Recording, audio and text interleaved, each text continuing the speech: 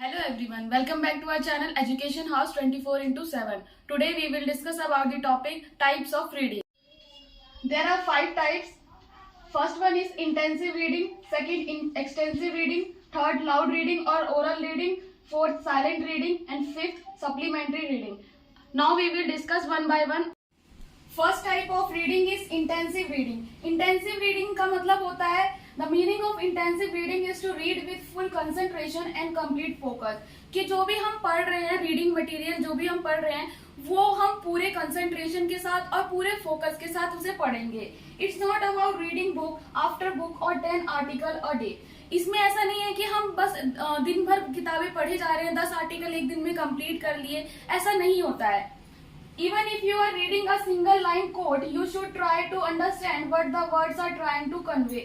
अगर हम एक लाइन का कोट भी पढ़ रहे हैं तो हमें उस एक लाइन के वर्ड का भी मतलब अच्छे से समझ में आना चाहिए। इसका हम सिंपली बोल सकते हैं कि reading carefully for maximum information. कि इंटेंसिव रीडिंग के अंदर हम बहुत ही ध्यान से पढ़ते हैं ताकि हमें ज्यादा से ज्यादा इंफॉर्मेशन मिल सके। Intensive reading involve learner reading in detail with specific learning aim and task. Intensive reading के अंदर जो भी लर्नर इन्वॉल्व होते हैं वो रीड करते हैं हर चीज को डिटेल में और साथ ही साथ उनका लर्निंग का एक एम होता है और टास्क होता है कि वो किसी चीज को पढ़ रहे हैं तो वो क्यों पढ़ रहे हैं। उनके पास एक एम होता है और एक टास्क होता है कि जिसकी वजह से वो इंटेंसिव रीडिंग करते हैं। फिर है intensive reading require reader to read and familiarise even the smallest detail of a text. और इंटेंसिव रीडिंग जो है करने के लिए लर्नर को चाहिए कि वो एक स्मॉलेस्ट डिटेल भी अगर किसी चीज के बारे में वो पढ़ रहा है तो वो छोटे से छोटे डिटेल के बारे में उसको सब पता होना चाहिए। Intensive reading is apply when there is a specific task given and an output is expected from the learner. और इंटेंसिव रीडिंग को अप्लाई जब किया जाता है जब लर्नर से ये एक्सपेक्ट किया जाता है कि कोई एक काम दिया गया उन्हें और साथ ही साथ उनसे ये एक्सपेक्ट किया जा रहा है कि उसका आउटकम उनको मिले, तो उसके लिए वो इंटेंसिव रीडिंग को अप्लाई करते हैं। इंटेंसिव रीडिंग के examples list the event that happened in the story in a chronological order. Story किसी भी स्टोरी के जो भी इवेंट है उनको हम लिस्ट में लगाना चाहते हैं कि कौन से ऑर्डर में कौन सा पहले हुआ है, क्रोनोलॉजिकल ऑर्डर में। तो उसके लिए हमें पूरी स्टोरी को डीपली पढ़ना पड़ेगा, तभी हम उसको क्रोनोलॉजिकल ऑर्डर में लगा सकते हैं। अगर हम उसको डीपली पढ़ेंगे तो वो हमारी इंटेंसिव रीडिंग कहलाएगी। सेकेंड है side all the element of the story analyse. अब हमने स्टोरी को किस तरीके से एनालाइज करना है तो उसके लिए भी हमें पूरी स्टोरी को पढ़ना पड़ेगा, तो वो भी इंटेंसिव रीडिंग का ही पार्ट होगा। अ कॉन्ट्रैक्ट और एन इंश्योरेंस क्लेम। अब कोई भी कॉन्ट्रैक्ट है उसे हमें साइन करने से पहले उसे हमें पहले डीपली पढ़ना पड़ेगा, एक एक वर्ड्स के मतलब को समझना पड़ेगा। या फिर कोई इंश्योरेंस क्लेम करना है तो उसके लिए भी हमें पूरे जो पेपर्स होते हैं उनको अच्छे से पढ़ना पड़ेगा, तो वो भी एक इंटेंसिव रीडिंग का ही टाइप होगा। आर्टिकल और editorial in magazine like the economic and political weekly. अब जैसे कोई न्यूज़पेपर है द इकोनॉमिक टाइम या फिर कोई भी न्यूज़पेपर है या मैगजीन है तो उसको एडिट करने के लिए हमें उसको पूरे अच्छे से पढ़ना पड़ेगा, तभी हम उसको एडिट करके पब्लिश करने के लिए दे सकते हैं, तो वो भी इंटेंसिव रीडिंग के अंदर ही आएगा।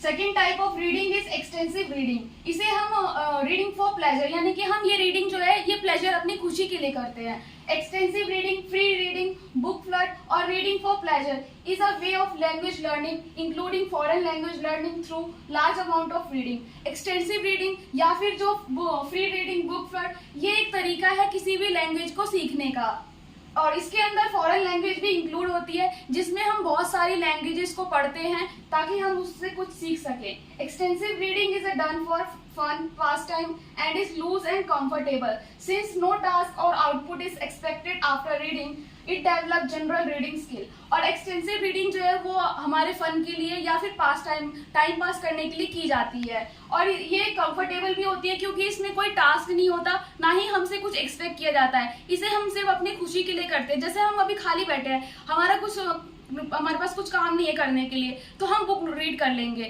कोई भी नॉवल पढ़ लेंगे, कोई भी मूवीज से रिलेटेड कोई बुक होगी वो पढ़ लेंगे, कोई कॉमिक बुक पढ़ लेंगे, तो वो एक्सटेंसिव रीडिंग में आएगी। इसमें हमसे कोई एक्सपेक्टेशन नहीं की जाती कि हमने क्या पढ़ा और कितना हमें समझ में आया। ये सिर्फ हम पढ़ते हैं और जरूरी नहीं है कि जो भी हमने पढ़ा है वो हमें लॉन्ग टाइम तक याद रहे। हमने अपनी खुशी के लिए पढ़ते हैं इसमें बस। Examples of extensive readings are reading a book और नॉवल। कोई भी बुक या नॉवल पढ़ ली हमने अपने फन या प्लेजर के लिए। रीडिंग अ बायोग्राफी और एन ऑटोबायोग्राफी, या फिर किसी की बायोग्राफी और ऑटोबायोग्राफी पढ़ ली।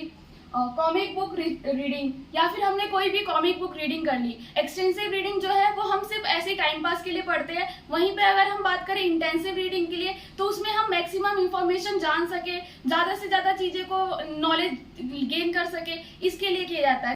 Third type of reading is loud reading और oral reading. It can be defined as reading by producing sounds audible to us and others.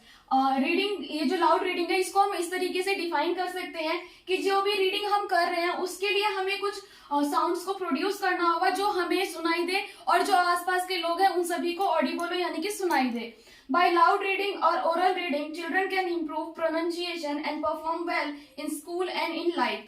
और loud reading या फिर oral reading करके बच्चा जो है वो अपनी pronunciation को अच्छा कर सकता है, अपने स्कूल में भी परफॉर्म अच्छा कर सकता है और साथ ही साथ अपने लाइफ में भी अच्छा परफॉर्म कर सकता है। Children can concentrate while reading. Loud reading is a form of reading in which the reader is at the top of his voice. और बच्चे जो है इसमें रीडिंग के लिए में कंसंट्रेट कर सकते हैं। और जो लाउड रीडिंग है वो एक ऐसा फॉर्म है रीडिंग का जिसमें जो बच्चों की आवाज होती है वो टॉप पे होती है।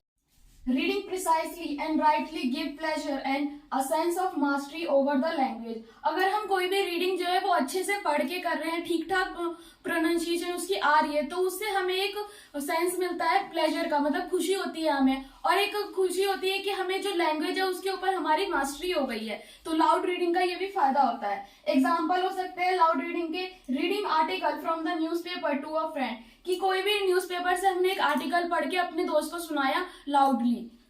रीडिंग अ नोटिस और a message to the student, और क्लासरूम में है या तो कोई बच्चा या फिर कोई टीचर जो है बच्चों को कोई भी मैसेज देना है या फिर कोई इन्फॉर्मेशन देनी है या नोटिस बताना है तो वो बच्चों को लाउडली बोल के बताएंगे, तो वो लाउड रीडिंग का फॉर्म होगा। एडवांटेज हो गए। अब इसके क्या क्या एडवांटेज होते हैं लाउड रीडिंग के। First one is stronger vocabulary. अगर हम लाउडली पढ़ेंगे तो उससे हमारी जो वोकैबुलरी है वो अच्छी होगी। बिल्ड कनेक्शन, हम कनेक्शन बना पाएंगे। इंजॉयमेंट, हमें अच्छा फील होगा।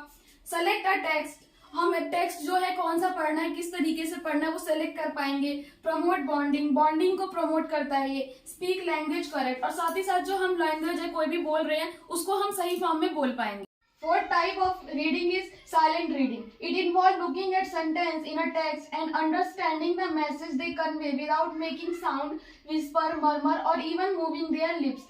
Silent reading में हम जो भी टेक्स्ट होता है उसको ध्यान से देखते हैं और साथ ही साथ जो भी उसमें मैसेज देना चाह रहा है वो उसको समझते हैं बिना कोई साउंड प्रोड्यूस करे और साथ ही साथ बिना कोई फुसफुसाहट के, और इवन इसमें हम लिप्स को भी मूव नहीं करते हैं।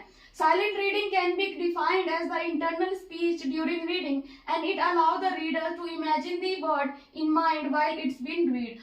साइलेंट रीडिंग को हम इस तरीके से डिफाइन कर सकते हैं कि जो हम रीडिंग कर रहे हैं जिस समय, उस समय जो हमारी इंटरनल स्पीच होगी और वो ये अलाउ करती है रीडर को कि जो भी वो पढ़ रहा है अपने वर्ड्स को उसको अपने दिमाग में सोचे और समझे। मतलब कि जो भी हम बुक में पढ़ रहे हैं उसको हम मन मन में पढ़ेंगे, आवाज उसमें बिल्कुल भी प्रोड्यूस नहीं होगी, उसे हम साइलेंट रीडिंग कहते हैं। It helps the mind to find the meanings and helps to comprehend and remember what is being just read. और साइलेंट रीडिंग जो है वो हेल्प करता है माइंड की जो भी मीनिंग्स है उसको ढूंढने में, और साथ ही साथ हेल्प करता है कॉम्प्रीहेंड करने में और जो भी हमने पढ़ा है उसको याद रखने में। फिर इसके एडवांटेज क्या होते हैं साइलेंट रीडिंग के। पहला है सेव टाइम, जो हमें बोलने में जो एनर्जी वेस्ट होती है, एनर्जी वेस्ट नहीं होती, तो ये एनर्जी को भी सेव करता है और साथ ही साथ टाइम भी सेव करता है। फिर है सेल्फ एजुकेशन, इसमें जो है हम खुद से पढ़ लेते हैं, किसी की ज्यादा जरूरत नहीं होती, सेल्फ एजुकेशन होता है। डीप स्टडी, और साइलेंट रीडिंग के थ्रू हम डीप स्टडी भी कर सकते हैं। अब इसके डिसएडवांटेज, मिस्टेक कांट करेक्ट, अगर कोई मिस्टेक होगी साइलेंट रीडिंग से तो वो कोई हमें करेक्ट नहीं कर पाएगा। कांट टीच करेक्ट प्रोनाउंसिएशन, और हम अपने मन में पढ़ रहे हैं तो उससे हमारी प्रोनाउंसिएशन को भी कोई करेक्ट नहीं कर पाएगा। Can't understand some part of the passage, और कुछ जो पैसेज के पार्ट होते हैं वो भी हम समझ नहीं पाएंगे। तो जैसे साइलेंट रीडिंग के कुछ फायदे भी है और नुकसान दोनों ही हैं। Fifth type of reading is supplementary reading. This is just an extension of the extensive reading. Supplementary reading जो है वो एक extensive reading का ही extension form है। In middle and high classes, this reading is recommended along with prose text. और middle और high classes के अंदर जो सप्लीमेंट्री रीडिंग है इसको रिकमेंड किया जाता है प्रोज टेक्स्ट के साथ पढ़ने के लिए। फिर इसके बाद है the method of teaching such reading is same as that of the extensive reading, और जो इसका मेथड होता है सप्लीमेंट्री रीडिंग का वो बिल्कुल सेम होता है एक्सटेंसिव रीडिंग की तरह ही, यानी कि इसमें सिर्फ हम अपनी खुशी के लिए, अपने टाइम पास के लिए, फन के लिए पढ़ते हैं और इसमें कुछ भी याद करने के पर्पज से नहीं पढ़ते हैं, सिर्फ ऊपर ऊपर से जो भी इंफॉर्मेशन चाहिए हम उसके लिए पढ़ते हैं।